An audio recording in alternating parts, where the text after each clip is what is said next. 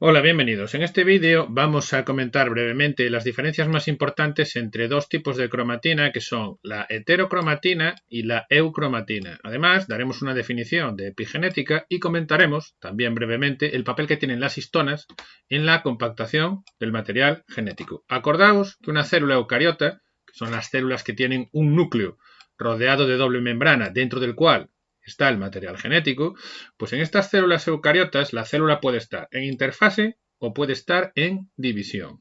Cuando tenemos la célula en interfase, cumpliendo con las funciones que tenga asignadas, las que sean, según el tipo celular, el núcleo es visible, dentro del núcleo tenemos un entramado fibrilar que es la cromatina, de la cromatina tenemos dos tipos, la eucromatina y la heterocromatina, que comentaremos dentro de un momento, y cuando la célula deja la interfase y se va a dividir, cuando entra en división, la cromatina sufre un proceso de condensación y se transforma en cromosomas. Es decir, que el material genético de una célula lo podemos encontrar en forma de cromatina o en forma de cromosomas. La cromatina se condensa para formar cromosomas y los cromosomas se descondensan para dar lugar a la cromatina, ¿sí? Ya hemos hablado en algún otro vídeo de cuáles son los niveles de compactación del ADN. Tenemos una doble hélice de ADN. Sabéis que el mensaje genético está en la secuencia de nucleótidos de la molécula de ADN. El siguiente nivel sería la fibra nucleostónica.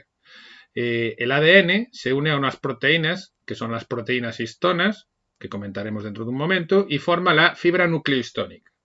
Después la fibra nucleostónica, ayudada por la histona 1, se empaqueta para dar lugar al siguiente nivel, que es el solenoide, que es una fibra que tiene 30 nanómetros de diámetro. Después tenemos bucles de 300 nanómetros, una fibra de 700 nanómetros y por último el cromosoma, que es el nivel de condensación más elevado. ¿Sí? Los cromosomas, como decimos, solamente son visibles cuando la célula se va a dividir. Si tenemos la célula en interfase, estos cromosomas se descondensan y forman la cromatina.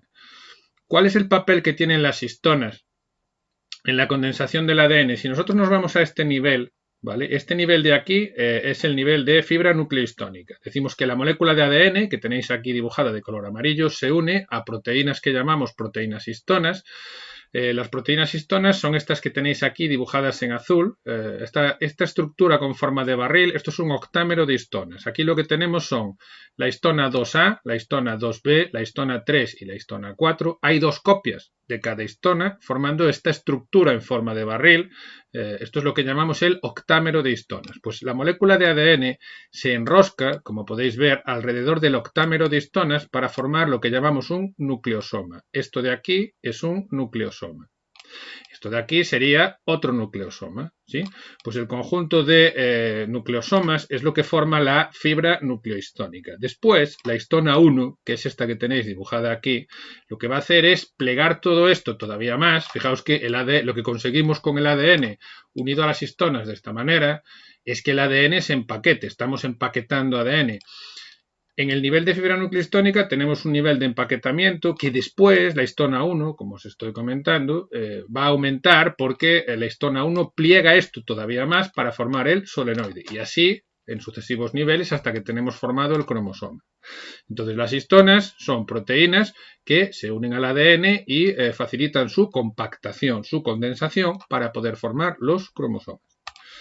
¿Qué tipos de cromatina podemos observar nosotros en un núcleo en interfase? Si nosotros observamos una célula en interfase, decimos que tenemos un núcleo, dentro del núcleo está el material genético, los cromosomas no podemos verlos porque están descondensados, lo que podemos ver es la cromatina. Esto que tenéis aquí es una fotografía hecha con microscopio electrónico de un núcleo en interfase. Fijaos que tenemos una zona más oscura que es el nucleolo. Recordad que el nucleolo es el lugar de la célula en donde se sintetizan y maduran los ARNs ribosómicos y luego tenemos el entramado fibrilar del que os he hablado, es decir, la cromatina, y tenemos dos tipos de cromatina. Según su estructura y función, vamos a distinguir la eucromatina que serían las zonas más claras, ¿vale? Que son zonas de baja condensación en las que el ADN se puede transcribir. La eucromatina tiene una localización dispersa y son las zonas más claras que podéis ver todo a lo largo del núcleo. Y fijaos que hay unas zonas más oscuras, sobre todo pegadas a la membrana nuclear, por aquí, ¿vale? Indicadas por estos puntos de color verde que os he puesto. Esta cromatina de aquí, esta cromatina de aquí, esta de aquí. Estas zonas más oscuras se corresponden con la heterocromatina, que es una cromatina que presenta un mayor grado de empaquetamiento. Y aquí el ADN es inactivo genéticamente. Como os acabo de comentar, tiene una localización periférica. Es más abundante la heterocromatina en la periferia del núcleo. Tenemos dos tipos de heterocromatina. Tenemos una heterocromatina constitutiva, que es la que se encuentra condensada en todos los tipos celulares. Es decir, es la parte del material genético que está inactiva en todas las células con respecto a la transcripción. No hay transcripción. Y luego tenemos una heterocromatina facultativa, que es aquella que presenta una condensación reversible. Se puede convertir a eucromatina. ¿Vale? Y esta heterocromatina facultativa pues se corresponde con genes del desarrollo, genes específicos de tejido, corpúsculos de Barr, dos células distintas, por ejemplo una célula muscular y una neurona, que son dos células muy especializadas y muy diferentes, se van a diferenciar por su heterocromatina facultativa. No se van a inactivar los mismos genes en una neurona que en una célula muscular, ¿sí? Bueno, pues fijaos que dos tipos de cromatina entonces, heterocromatina y eucromatina. ¿En qué vamos a poder diferenciar la heterocromatina y la eucromatina? Ya hemos dicho que el ADN se une a las proteínas histonas. Aquí tenemos dibujado el octámero de histonas del que os hablaba antes. Y fijaos la disposición que adopta la heterocromatina con respecto a la eucromatina. En la heterocromatina, que hemos dicho que no hay transcripción, es una cromatina cerrada. Está condensada de forma muy densa y no se puede producir transcripción porque las enzimas responsables de la transcripción no tienen acceso al ADN. Sin embargo, la eucromatina es una cromatina abierta que está escasamente condensada y aquí el ADN sí que es accesible a las enzimas responsables de hacer transcripción. Por lo tanto, la transcripción se puede realizar y es una cromatina genéticamente activa, ¿sí? Y una vez que tenemos claro esto, podemos definir ya lo que es la epigenética. ¿Qué es la epigenética? La epigenética lo que nos va a estudiar son los cambios que se producen en la expresión de los genes siempre que estos cambios no involucran cambios en la secuencia del ADN. ¿De acuerdo?